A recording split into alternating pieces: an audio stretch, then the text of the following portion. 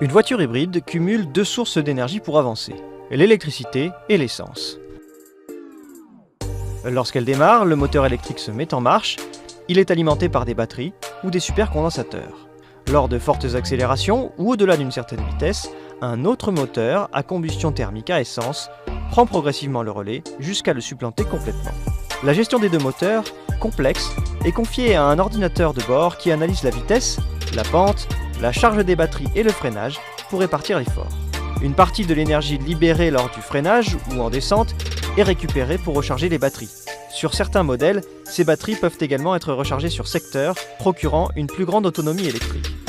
On peut ainsi faire des trajets sans mettre en route le moteur thermique.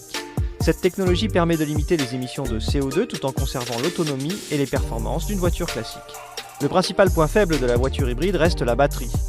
D'un côté, pour réellement limiter les émissions polluantes, il faut une autonomie et une puissance électrique suffisantes et donc une batterie de grande capacité. De l'autre, plus les batteries sont grosses, plus elles coûtent cher.